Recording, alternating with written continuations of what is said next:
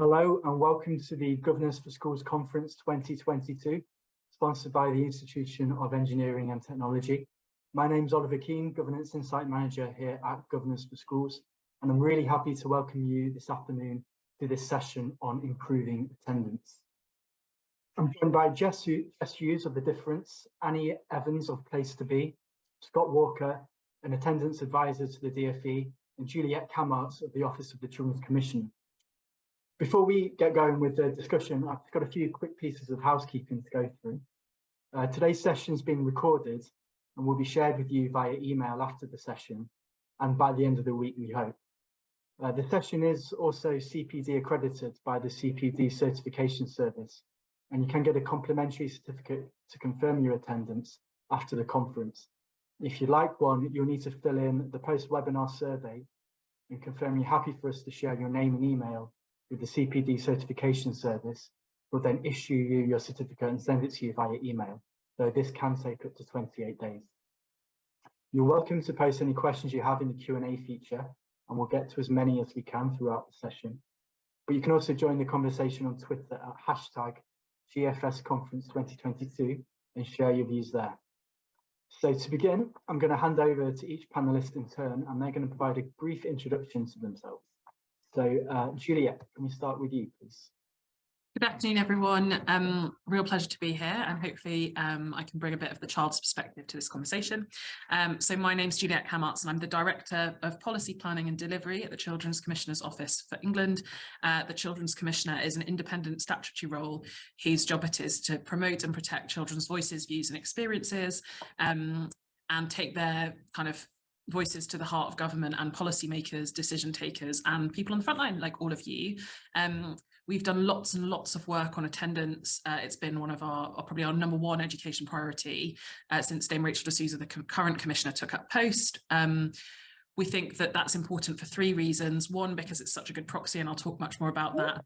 Two, because actually we talk lots and lots about all the brilliant things that schools do, but if you're not in school, then that's the kind of the biggest barrier. And third is because children told us, particularly post-COVID, that they were so excited to be back in the classroom. So we want to make sure that every child has the same opportunity to be there. Yeah, look forward to the discussion. Thank you, Juliette. If we can hear from Scott now. Good afternoon, everyone. My name is Scott Walker. I'm an education advisor with the DfE. I've worked with the DfE for quite a number of years now. But for the past 12 months, I've been working on with the attendance team. It's a small team of 5 advisors working with local authorities and trusts across the country. But the team's just been expanded to 10. So we're hoping to do more work over the next 12 months. I've also been working in trustee recruitment for the last 7 years on a consultancy basis, and I'm currently working as an advisor with Governance for Schools on their new trustee recruitment programme. Thanks, Scott. Annie, if we can hear from you. Hello, everybody. Lovely to be here. My name's Annie Evans, and I work at Place to Be. I'm the clinical lead for the mental health and wellbeing programmes within schools. Place to Be works in 450 schools across the UK, supporting a population of 250,000 children and young people. So we have 27 years of experience of having a counselling provision within school, but supporting the whole school community. So not just the children, but also the teachers and the parents. That's immensely important. My role, however, is working on the programmes that we deliver to schools and school staff. So I produced the DfE Senior Mental Health Leads programme for Place to Be, and also Mental Health Champions Foundation programme, which is a programme to support school staff across the school in understanding children's mental health and looking after their own well-being, which is amazingly important. So that's me. I'm really looking forward to the conversation this afternoon. Thanks very much, Annie. And Jess, finally. Thanks very much for having me.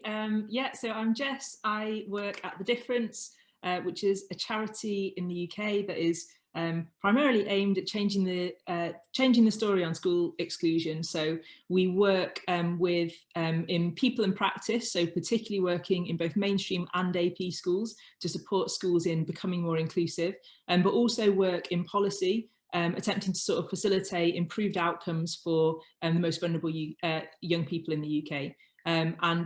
Personally, I work on our difference leadership programme. So I work with senior leaders who are on our difference leadership programme in AP schools across England. It's a 2-year programme looking to develop inclusive leadership practices before they then return to mainstreams and hopefully bring that practice back with them. Thanks also for having me today. Great to be here. Thank you very much, Jess. Now, just a reminder, this is an open discussion, so if you do have any questions you want to ask to anyone on the panel, just send them in through the Q&A feature, and we'll put those to the panel. I'm going to start, though, with a question to Juliet. That is, what risk does poor attendance have on young people? Great question. So I'm going to base my answer on what children have told us. So we've done, as I said, lots and lots of work on attendance, all of which has been based on speaking to children. Last year, when the Children's Commissioner first took up role, she undertook the largest ever survey of children across England, and we spoke to nearly 600,000 children. And one of the key themes that came back from them was just how important attendance was. So they spoke really positively about it. And I'd like to frame the answer to my question about what good attendance, what the benefits of good attendance are, and then move on to the kind of risks, because I think if we start with the positives, they sort of demonstrate the risks themselves. So children told us they were really excited to be back in school after the pandemic for 3 reasons. 1, to see their friends. And actually, I think the mental health benefits of just the routine and the joy of seeing people that you get on with every day was really important to them. And I think conversely, then the risk is that you don't have that sort of social network. There's loneliness, there's isolation that can come from not attending school every day. The second was that they were really pleased to see their teachers. They were pleased to be back in an environment where there were adults that they could trust. That's teachers, but it's also the wider people that they have in school, and the work that Place to Be do is incredible on that basis. They trust the adults there. It's somewhere that they can go, somewhere they can go. And so if you're not there, there's all of those mental health risks from not having a professional, but then the more acute safeguarding risks around actually going to school every day. And this is a thing that COVID definitely crystallized, is for lots of schools their safeguarding strategy. So it's someone seeing every day that child, are they okay? What's changed? Shall we have a conversation? Lots of child protection referrals come from schools, and that's not to say that it's the teacher's responsibility to do all of that, kind of the job of social care, but it can be, it's a useful place for that front door to exist. And obviously we all know the appalling and tragic cases of children who died during lockdown, and actually we all need to ask ourselves, like, what role did this would have been going to school every day played in maybe avoiding some of that? And I know that the reviews have looked at that question. And the third thing was about their future. So the number one thing that children told us they wanted for their future was great jobs, and clearly the springboard to that is achievement, and whatever that looks like. And that's a key part of going to school every day. If you're not in school, it's really hard to learn. Lots of children told us, like, learning online as we are today was really tricky. And so they really valued the fact that they were getting time to engage with the content and learning. And so not having that is really difficult. Now, our ambition is for every child to be in school every day. That's a system ambition as well as an individual child one. There needs to be the right school place for every child. That might be a special school, it might be an AP, and it might be in mainstream. All of those school places need to be amazing. But the main thing is actually being there, because the risk is not just to your now, albeit those risks are real. The risk is also to your future.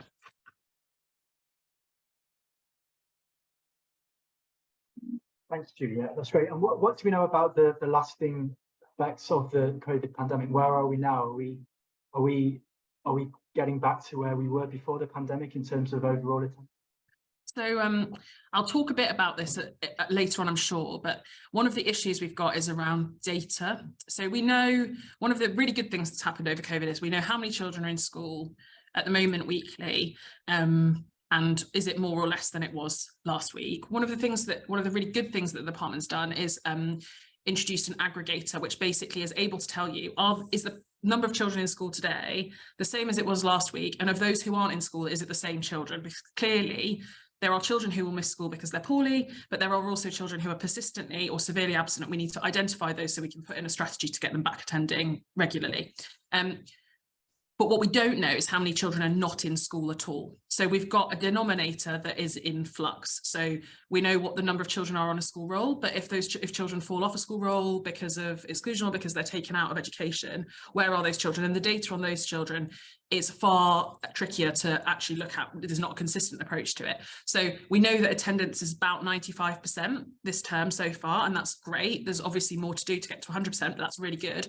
But what we mustn't take our eye off is those children who are not on a school roll, because actually the attendance figures, whilst they're really positive, it doesn't tell you the whole picture about attendance in general. It just tells you about attendance of children on a roll. So we're making really positive strides, and we want to keep the focus on attendance is really important to keep there, because I think that focus is part of the reason why attendance is good, but also not lose our focus on children who are not in school at all. We've had a question from the audience just asking what an AP is. So if you're able to clarify that. I am. So AP, and Jess is the expert on this, but AP is stands for alternative provision. So in old money, a PRU. So essentially a school that children go to if they've either been excluded is one of the ways that they might end up there. It might be because of they've not been excluded. It's been to avoid that, to get some sort of early help, a bit of respite from mainstream. And yeah, so it's a sort of specialist provision, but that isn't you don't need to have kind of any kind of special educational need, although a lot of the children in them do have some kind of additional need. So yeah, that's what an AP is. Sorry, if I'm using jargon, do stop me. Ollie, can I just jump in to reinforce Juliet's message about the data in schools, because certainly the trusts that I've worked with over the past few months have really improved the data and the data analysis that they've been doing, but that granularity of the data is really important. And whilst it's not a project that I've worked on, the technical team at the DFE have been doing an incredible job on gathering the data from individual schools. But it does require the individual schools to sign up to the project. Now, what's really impressive is that my understanding is 65% of schools have already signed up to this project, which is wonderful. But consequently, the statisticians do have to do a bit of extrapolation to find the ones that aren't there, the schools that aren't part of it. So if there's governors, trustees, school leaders on here who aren't part of the WAND project or aren't sure about whether they are, certainly to ask the questions, because we're desperately keen that all schools participate in the project. My understanding is that it's a bolt-on that goes on your management information system. It requires no more work from school leaders. The DFE draws the data, I think it's almost daily, and it's updated during the course of the week. So really useful to have accurate data to help inform the strategies going forward. Thanks, Scott. And what's this project called, just so governors can raise it in meetings? I think it's lovingly known as the WAND project, W-A-N-D-E. I'm not quite sure what that stands for, but if people talk about the WAND project, particularly with data managers and things, they'll probably know about it.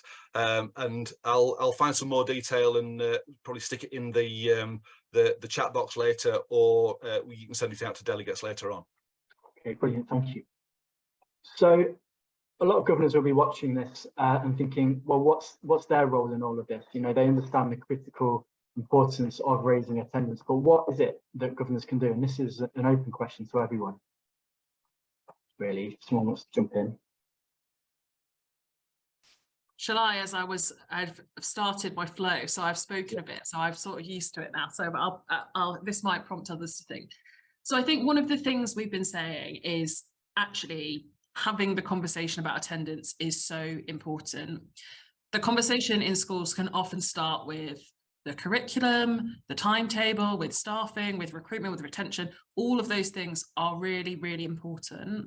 But at its most fundamental, if children aren't in school every day, those things can't benefit children. So actually having the conversation is really important. The second is have the conversation about which other partners do you need to bring in to support you with attendance. So our view here at CCO is that attendance needs to be everyone's business. Every professional in children's lives need to be thinking about attendance as the priority. So that includes health professionals, it includes children's social care, it includes those who might be helping adults. Like, bring them all in, but have that multi-agency conversation, because actually it's not to say it's all on schools, it's really not, but it starts with attendance. The third is it's about parental engagement. So fundamentally, attendance is, you know, parents' responsibility, and for the vast majority, a conversation is the starting point. There are obviously some children who have a more complex situation at home where that might be tricky, but for lots of children, actually, it's just about having that conversation. So I think there's a broader kind of mission as governors to think, how are we engaging with our parental community, and how can we involve attendance as a part of that conversation? But yeah, I think it really is, part of it is as simple as prioritizing attendance as a thing you keep talking about. And as Scott said, the data is really important. It's something, there's lots of data in schools that is lagged or that takes a lot of time to see, but actually attendance is the one thing you can see day in, day out of where are we, and it gives you a sense of where you are. And when I've gone to visit schools that are doing this really well, the common theme is that they're obsessed with attendance. They know if you ask the head on any day how many kids are in school today, they'll be able to tell you. It's obsessive and it's cultural. And so having that conversation as governors, I think, is really important. There we go. Hopefully that's prompted some people to think. Oh, we've all gone off mute now. We all want Go on, Annie, after you. I was just going to say that, you know, the whole thing about attendance is it is so multifaceted that it impacts everything in school life. And it is, for all of us, it is vital that we have our children in school. They are looked after, they're cared for, they're safe, and they're learning for their future. Everybody understands the importance of it. But I think we also have to understand, if we're not getting the attendance figures that we need, why not? And that is so multifaceted that we have to go back upstream and not so much fixate on why is somebody not here today, but why are they constantly not here? What's going on in their life? It's social, it's emotional, and it's relational. And it does impact on the whole, not just the whole school, but the whole community that school serves. So Juliet was saying earlier on about, you know, the clear impact that we saw during COVID, but actually now children, if they're not in school, they're not actually at home either. They are on streets, they are susceptible to all sorts of you know, unsavory people or practices, and it has a massive impact on the whole community. So that is why it is vital that we look at it, but what's the cause of it? And we go right back, and that comes across the board for the school, for the parents, for the children, what's going on locally. And of course, the governors have a massive part to play in that, in supporting how we look after that right back at the cause. Scott, do you mind if I jump in, or do you want to No, go? no, go on, by all means. Because I want to jump on the back of both what Juliet and Annie have said, actually. So, so firstly, I think on data, and the point Juliet made, and someone's actually mentioned this in the Q&A as well. I think it's really important that you're encouraging your schools to look at data sets in tandem and not just attendance data alone. And then this is kind of what Juliet and Annie are both pointing out as well, that we know that attendance has huge links to safeguarding and has huge links to inclusion. So at the difference, we kind of view absenteeism, particularly persistent absenteeism, as the kind of flip side of the coin of exclusion. Like, they're both symptomatic of the same problems in school, essentially coming down to lack of inclusion, or what is it that makes the school a place that child doesn't feel safe to be, or doesn't want to be, or doesn't feel included.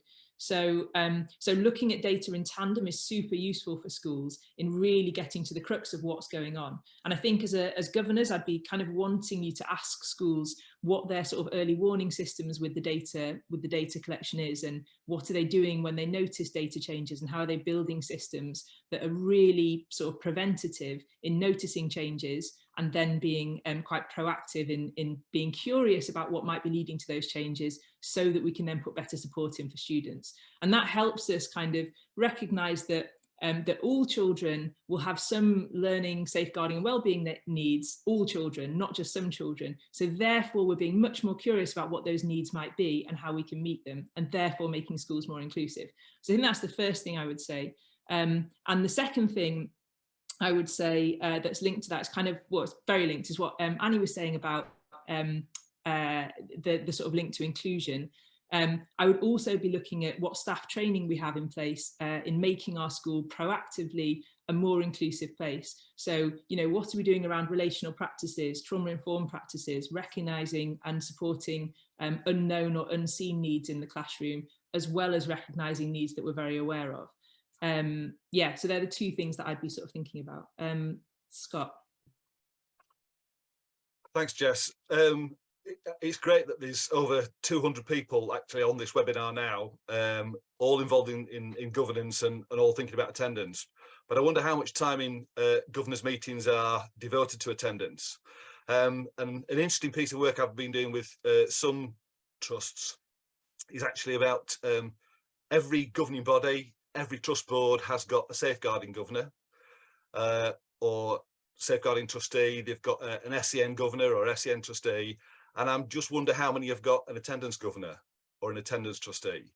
And very often it's one of the things that's tagged on perhaps to the safeguarding governor, but very often the safeguarding issues are all time consuming and hugely important. And the amount of time that attendance gets for discussion is relatively small. So one of the things that we've often found is that mentions of attendance at board meetings, be that local governing body or at trust board meetings, tends to be almost a passing phrase in a CEO's report or head teacher's report. And often there's very little opportunity for governors and trustees to actually get to have any detailed discussion and actually attempt some governance about what's happening in relation to attendance. I've worked with some schools that have had huge resources spent on attendance, and equally some that don't have an awful lot. Interestingly, because of the work that I'm doing, it tends to be the schools that are having trouble with attendance anyway. So if I tell you that one school was spending £35,000 a year on rewards for good attendance, another school was spending nothing. As a governor or trustee, you might want to ask questions about what resources are being spent on rewards, and is that money well spent? And very often the money that's spent on attendance rolls over from one year to the next. So are schools actually evaluating the strategies that they're using in order to try and improve attendance? And indeed, you might come to the conclusion as a governor or trustee that maybe more resource needs to go into attendance in whatever. That might be more staffing, it might be refocusing the staffing, but certainly there's a sizable amount of school resource that goes into that, and perhaps as governors that's one of the things that you could be looking at. I was just going to add to that, Scott, that I think that one of the things is that these things can't be looked at in silos. And so whilst we have safeguarding, that's very clearly also related to mental health and absenteeism. We also have how mental health is related to absence.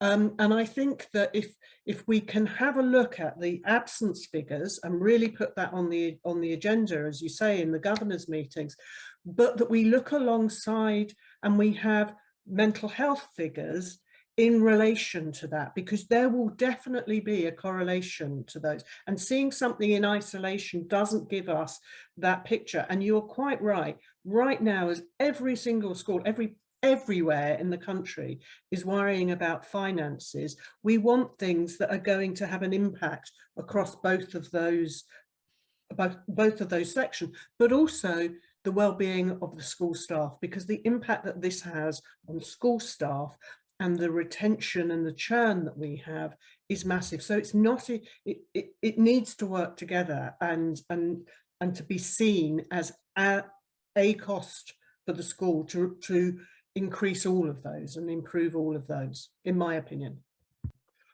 Yeah, completely agree. If we look back to pre-COVID, attendance levels in schools were edging up slightly, sort of 95, 96%.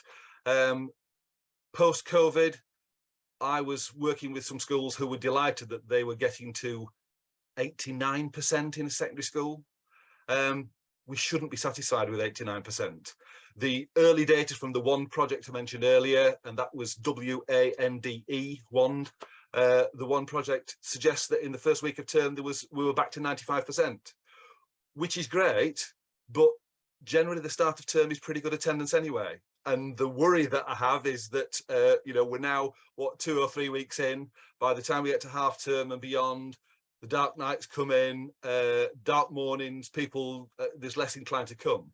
And the whole link that you mentioned, Annie, with mental health is quite significant. And more so as a result of COVID, lots of anxiety on the part of children. And one of the things that schools have started to look at is that they often issue sanctions for children being late, and therefore people are punished if they come in late. And some children were saying that actually they'd rather not have the punishment, so they don't bother going to school at all, rather than going late and get the punishment.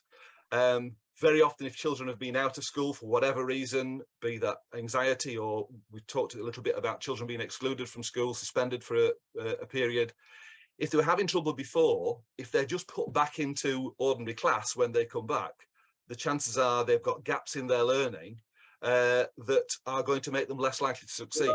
So that whole reintegration process is something that schools are starting to look at, and supporting their mental health through that process is absolutely crucial. I was just going to say 2 really quick things on the back of what Scott's just said. I think we're used to thinking that something being 90% is good. And when it comes to attendance, it's not. 90% attendance is over the course of a school life. If you've got 90% attendance, you're essentially missing nearly a term's worth of school. If your attendance is 80%, you're missing a term and a half of school over your secondary school life. That is massive.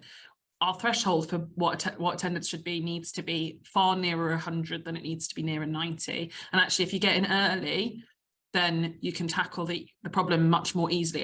And the analogy I always give is, if you've been out of work for a few weeks, it's really difficult to go back. You're not going to just all of a sudden think, oh, I'll just go in on Monday. It's really tricky. You need a strategy for how you can support that child back in. And the second thing is, we've published some work just before the summer, and we can share this round, where we did an analysis of attendance across 3 multi-academy trusts last term. And what we found was, 1, the first week of term is really important. If you're not in school the first week of term, the chances of you being persistently or severely absent are 3-4-fold. And the second is, often we focus on attendance is lower on Fridays for lots of reasons that you can imagine. But actually the critical days, in terms of patterns of persistent and severe absence, are if you're not in on a Tuesday or Wednesday.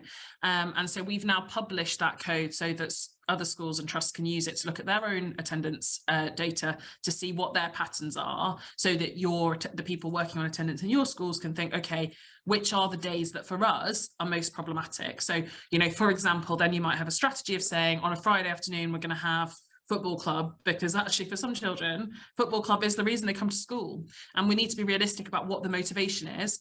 And when we ask lots of children, why do you go to school? They're like, friends, teachers, clubs, but also like my school dinner, and because I've got art on a Wednesday afternoon, so I like it. So it's how do you then design a system that fits around your cohort and your pupil group?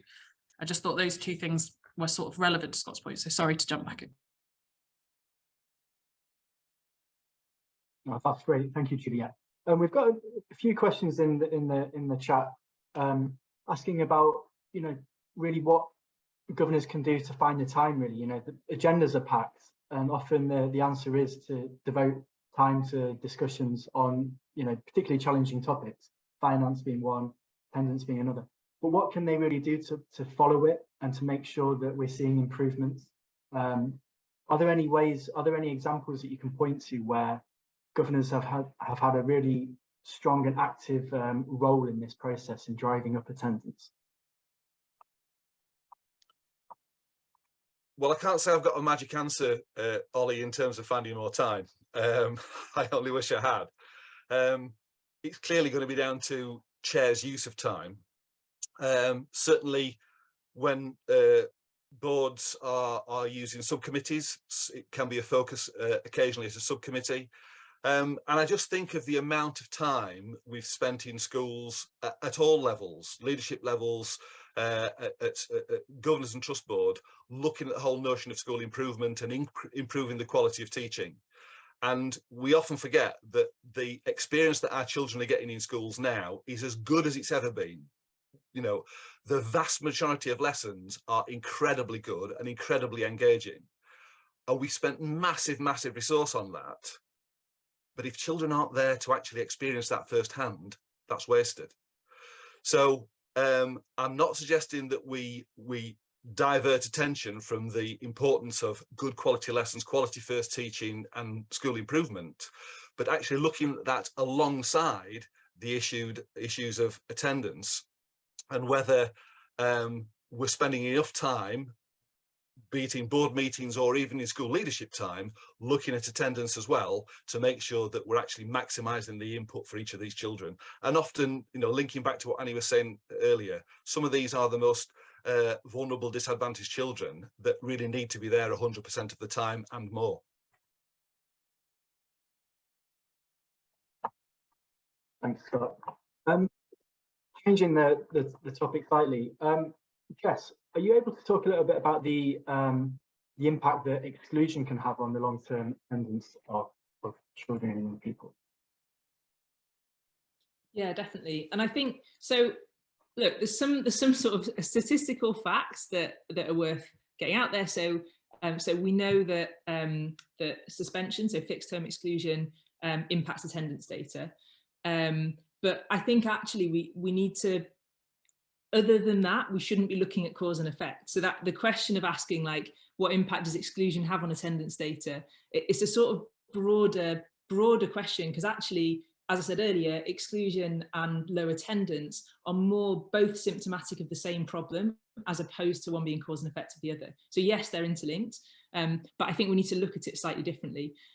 So I think, so first off, coming back to that point about the actual impact on attendance data of exclusion, there's a danger, obviously, that provides us a bit of a perverse incentive in schools to then look at ways to, so either not use fixed term exclusion when we need to, because sometimes we do need to for safety, or to look at versions, or to escalate to versions of exclusion that don't impact attendance data. So, for example, we know managed moves don't, and we know permanent exclusion doesn't.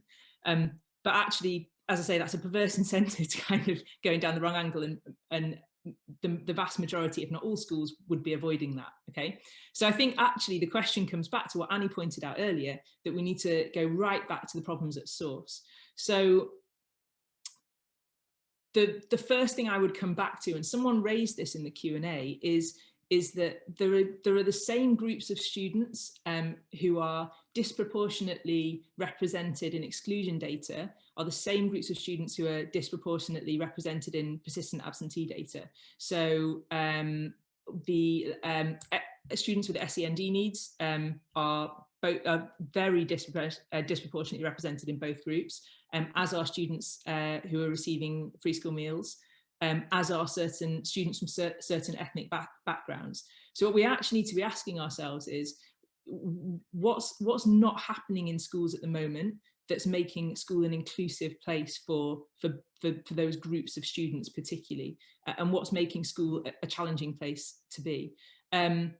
Yeah, does that sort of answer the question, or start to answer the question? Yeah, I think so. It also comes back to this idea that it's a hugely complex topic that's going to take a lot of time and lots of different people having that discussion, lots of data. It's a huge topic. I think it'd be interesting to talk a bit about parents really, and how they can be brought on side, and what governors can do to make sure the school is engaging fully with parents. What are some of the best ways to get parents on side in bringing back up attendance levels? Perhaps Annie, if you can help with this. There we go. It really goes back to the same kind of thing, actually, which is we have to look at, we have to engage with parents, but in a way that feels supportive to them, and understand the difficulty as to why children are not getting to school. Now, right now, we can see all sorts of different reasons, from the most kind of prevalent right now or in the moment is the fact that some parents can't afford the petrol to get them to school. You know, if we talk about inner cities, then it's slightly different. There's buses and what have you, but in some of the rural areas, it's really hard. The cost of living, all of those things. So I think we need to support parents and hear what are their difficulties, rather than I think very often they feel accused and blamed. And I think right now it's an immensely hard job to be a parent. I think there's so many worries and stresses that they're dealing with their children, but they're also dealing with themselves. And so, yeah, absolutely. How can we support the parents? I had a story a little while ago of a school inclusion officer who has worked so hard with a particular parent and child who just found it really, really hard to get into school. And when they then came to their sort of meeting about, well, you know, your numbers still aren't great, what they didn't look at was the journey that they have traveled, that they had improved from where they were. But because they weren't up to the top level, you know, they were still being criticized. And sometimes we need to take these processes slowly, particularly those that find it very difficult, or indeed who are vulnerable themselves, who have their own SEN needs. You know, we've got all sorts of different difficulties.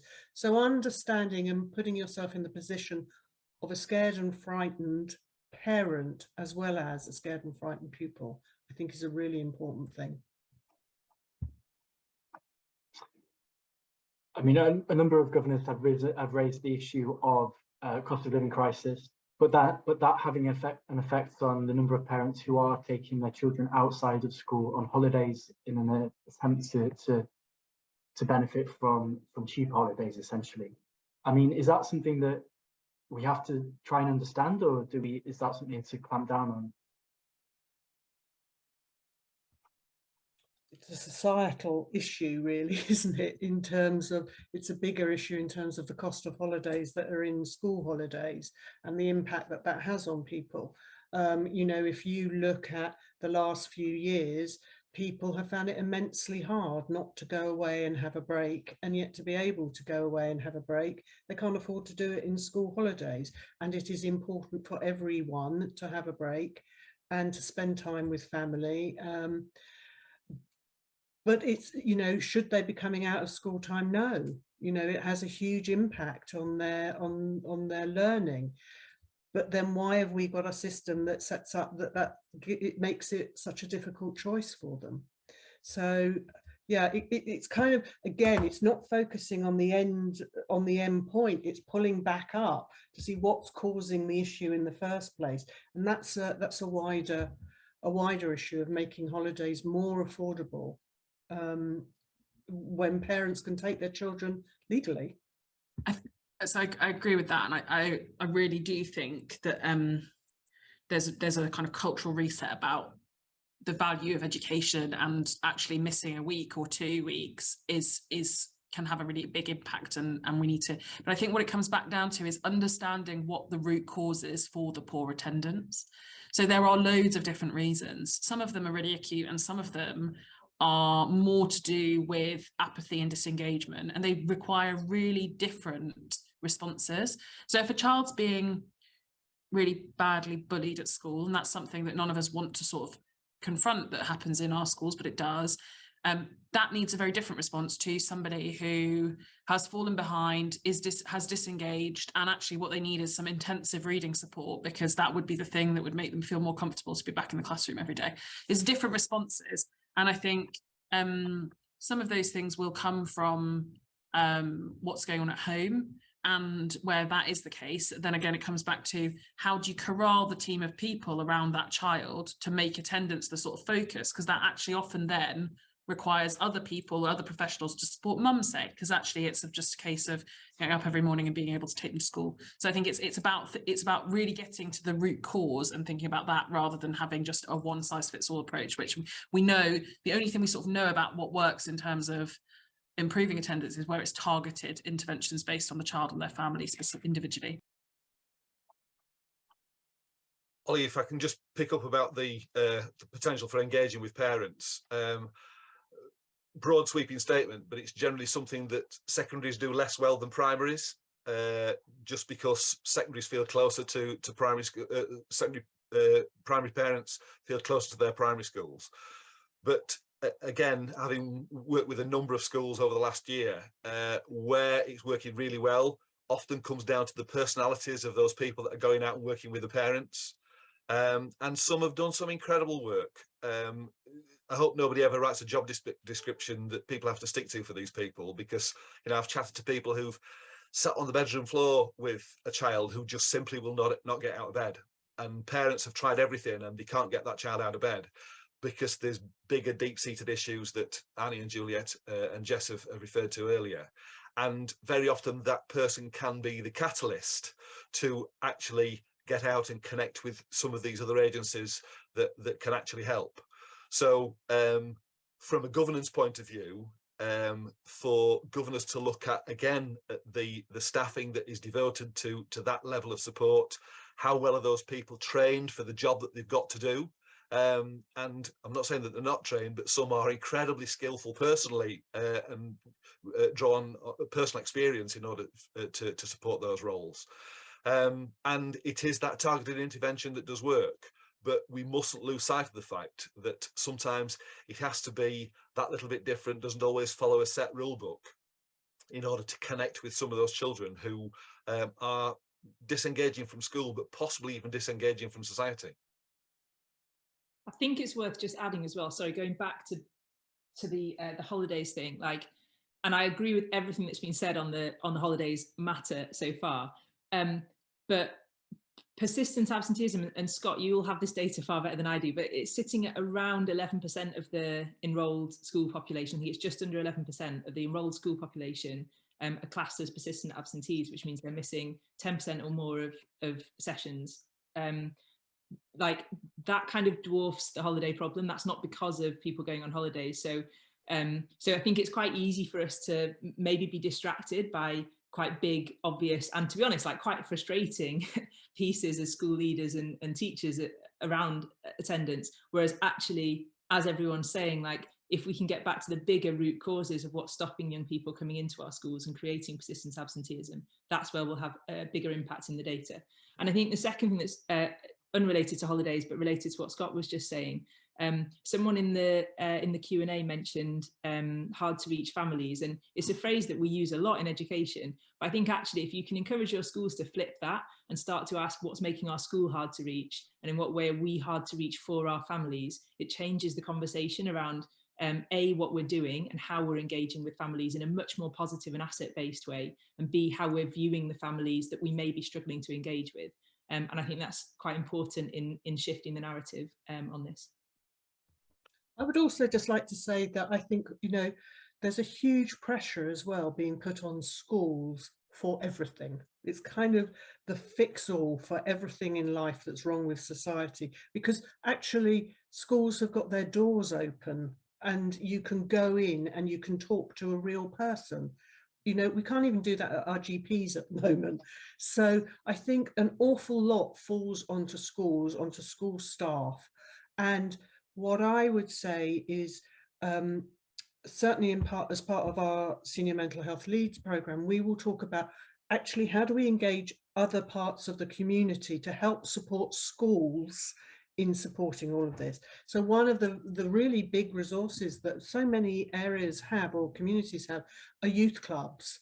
And how do we start to get youth clubs to support trusted adults who are very good at this kind of work to be able to start bringing those kids back by supporting them? And I think that there are lots of other organisations locally that we need to kind of corral and use as a community to help schools, because it can't all fall on schools all the time. Ollie, is it worth just picking up the notion of persistent absence as well? And from a governor's point of view, seeing attendance data can be useful, but I wonder how much of that is contributed to by persistent absence, and for governors to actually ask some specific questions about the number of persistent absentees. And if schools are looking more analytically at their attendance data, we've touched before, sometimes it can be easier to target someone who's at, let's say, 93% and improve their attendance back to 95, 96%, rather than once somebody's got down to 87, 86% and getting them back above that 90% threshold and further forward. So again, it's what is the school doing, and is there a resource targeted at trying to spot in advance potential persistent absentees and trying to intervene before it gets to the point where they do become persistent, because inevitably the whole host of other problems can probably be attached to them then, that you can probably nip in the bud whilst their attendance is just hovering at the 93, 94% line. I think some of the comments we've had in Q&A relate to the level of granularity that data should go into. I think sometimes governors are aware that they shouldn't be looking too closely in at individual cases or being aware about individual circumstances, and so then they're just given a very high level overview, which isn't really enough then to really interrogate what's happening. So what would you suggest there around the kinds of data that governors are given? How deep should it go? So if I can just come in briefly. So I think one of the things, the two questions I think about asking are, what's attendance like broken down by different cohorts? So what is my lack attendance? What's my sin attendance? What's my pupil premium attendance? Like, is there something that you can tell by the sort of groups of children that aren't attending? There's obviously, and I completely agree with Annie about schools, there's being a difference between teachers and schools as sort of geography and a place for support from different professionals. But actually, is our lack attendance not great? In which case, do you need to speak to your virtual school head within the local authority? Do they need to be doing something? Is there something that's kind of broader going on?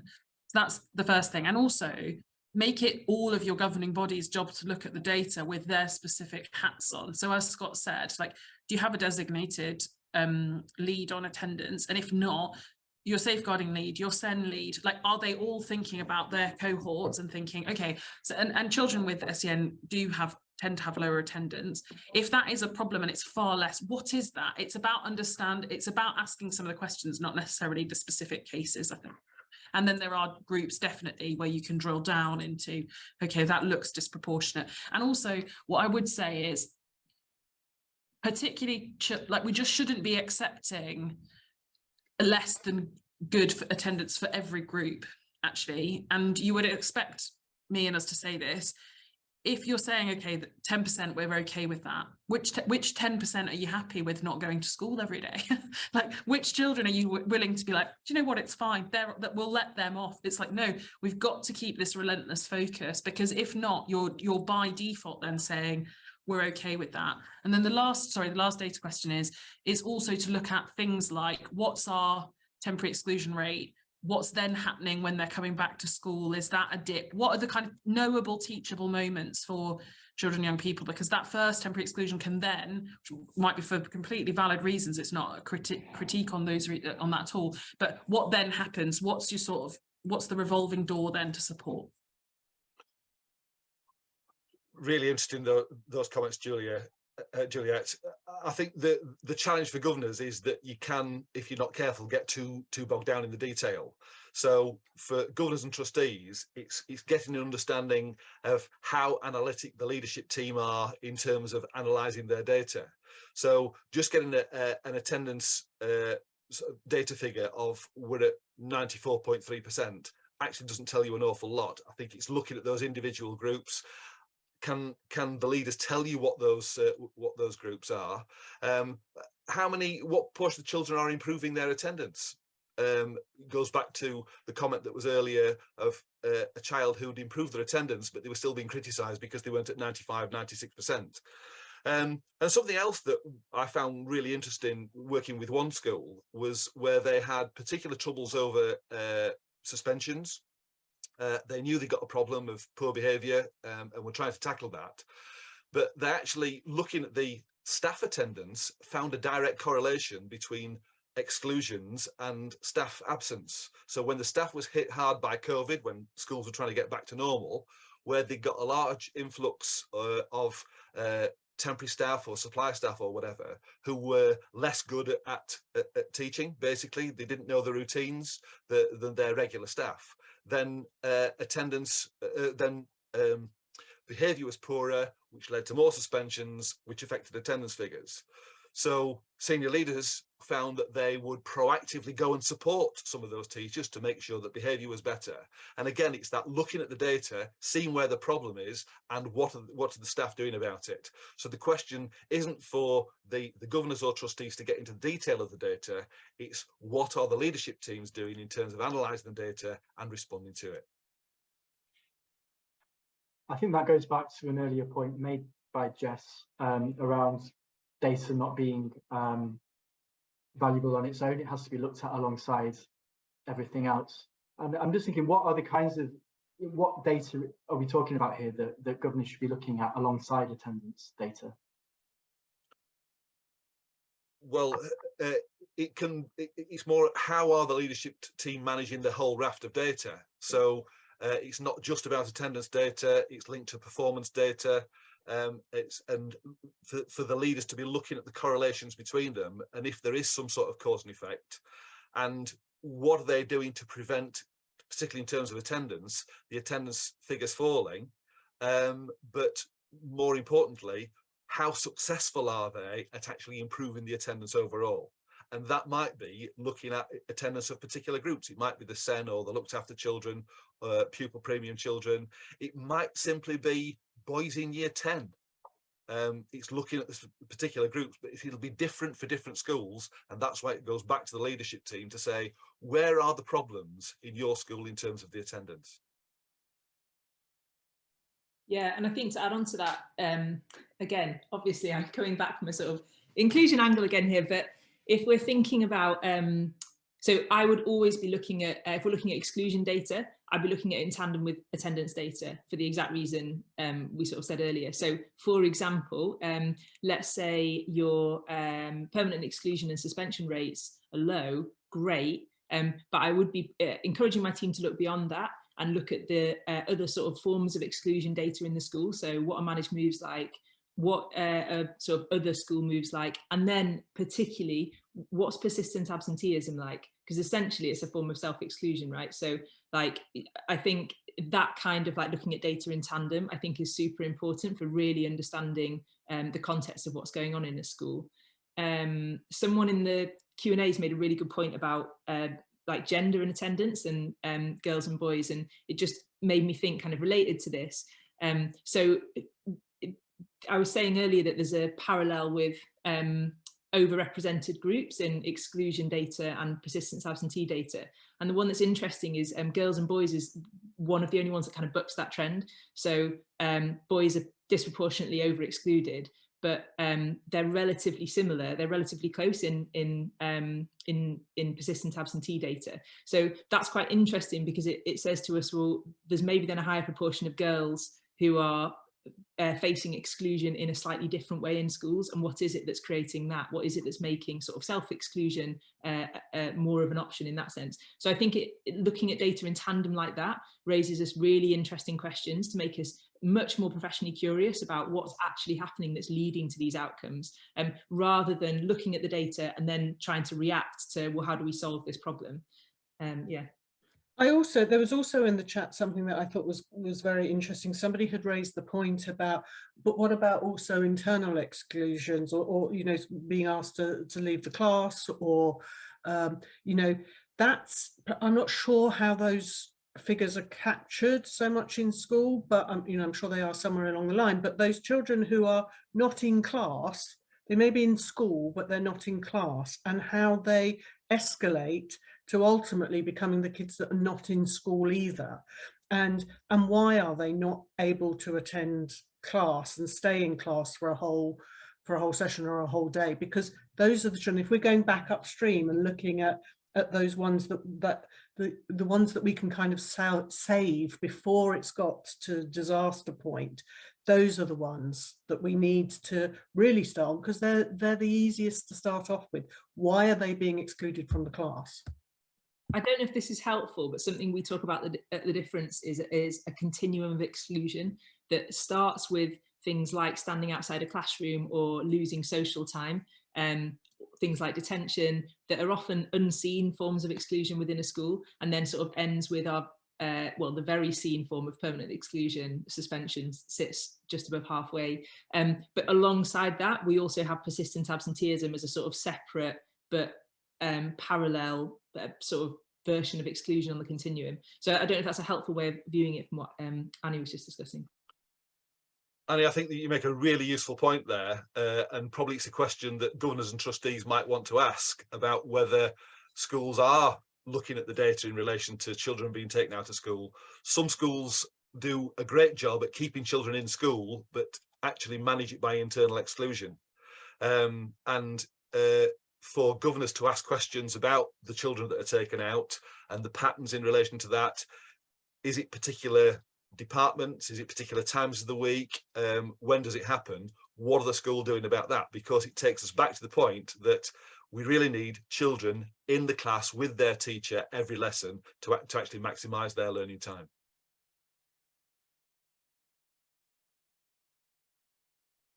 Great. I'm aware we're fast approaching the end of the session, so perhaps if we could hear from each of you for a minute or so what you think are the key things governors need to take away when it comes to improving attendance, and perhaps some ideas about where they can find further information and guidance from organisations you work with and work for that can help them with. So Scott, if we can start with you. I'll try and be brief because you've heard a lot from me already, but clearly I'm going to mention data again. Sort of better understanding of the data, I think, is one of the key things. Get it on the agendas of board meetings, governors' meetings, or the relevant subcommittee, whatever that is. And I'd highlight that the department's recent guidance on working together to improve school attendance is a really useful and readable document. A quick Google of that will find that, and it shows about the new advice on terms of how we can work together in better way to improve attendance. Thank you. Annie? Well, I would kind of build on that, but I would use my mental health hat and say, in addition to that absent data, that I would like to see a kind of whole school data on mental health and well-being, so that we can compare the two and see where the correlations are. And I think that in the latest National Governance Association statistics, you know, they have all said that training on mental health for the school, for all school staff, and understanding that and the impact or the correlation between mental health and absentees, I think is a vital thing. So the more that we can support the staff to support the children, and to really look at that data and see how it's improving, I think is vital. Thanks, Annie. Jess? Yeah, great. So it actually follows on quite nicely. I completely agree. And I think my core message would be, I've said this a few times, but essentially low attendance and exclusion are often rooted in the same problem, which is a pupil's experience of school and home potentially in wider context. So the core message from me would be exactly what Annie's saying, like let's encourage our schools to be professionally curious around students' needs, whether they're seen or unseen, known or unknown. Let's build relational practices and build systems that are strong early warning systems for changes in students' lives. Because proportionally, a huge volume of students that we work with will experience childhood experiences that are going to impact their ability to engage with school and how comfortable and safe that space feels. So we have to be proactive in thinking about that. And in terms of like engaging with our organisation, am I allowed to plug our conference? Absolutely. Great, thanks. So if anyone is interested, our annual conference included is in January, on the 14th of January at the IOE. If you Google us, The Difference, you'll find all the details and you can buy a ticket. And it should be, yeah, it will be a brilliant event. It's our biggest and best yet, hopefully. That's a big shout. Thank you. And Juliet? I'm going to keep it really brief to 3 things. So education is transformational, but that you can only have that transformative impact if you're in school. And I'd say that that's being in school every day, ready to learn with all of the things around you, the support that you need to make that a reality. Don't feel alone in the attendance challenge. Like, it is predominantly on parents to make sure their children are in school every day. Some of them need a bit of extra help, but it also will require other professionals. And so actually flex your sort of convening muscles and pull other people in if you need them. Like, attendance should be a driver for that. Third, the kind of standard needs to be 100%, not 90. And 90 is good in lots of things, but for attendance, it's not. And that's attendance coming to school every day, it's exclusion, that can be for good reasons, but make sure they're somewhere else, like make sure there's a suitable place for them to be. But we need to, that's the thing that will make the difference, is it's every day, and tackle it early. The relationship with your parents needs to start before they're not coming to school 3 days a week. It needs to be a conversation. It's cultural. It's about ethos. And in terms of, I don't have anything major to plug, but we have done lots of work on this that's really grounded in children's voices and experiences. And I think for me, the thing that really matters is when you hear children speak firsthand about how transformational a teacher, their school experience was, it's the difference between them feeling happy and well and supported into adulthood, and often is the first symptom of a spiral into something bigger. And so I think, you know, when I go out and speak to children and they're like, I remember this teacher and she's the reason I came in every day, like, root it in those things, speak to your young people, because that will often be the inspiration that you need to focus on this stuff. So yeah, that's it from me. Brilliant. Well, thank you very much to the panel for that really thought-provoking and insightful discussion. Thanks for your food for thought there for governors. Just a reminder that the session has been recorded and will be available to watch back and share with your colleagues by the end of the week. And as I mentioned at the start, the session is CPD certified. So if you would like a certificate to confirm your attendance, make sure you fill in the survey that will pop up once the webinar's finished. Please do keep up with our website and follow us on social media to keep up to date with all our information and our future events and webinars. Thanks again for your attendance. Thank you again to the panel, and we hope you can make it to another Governors for Schools event in the not too distant future. Thank you very much, and enjoy the rest of your afternoon.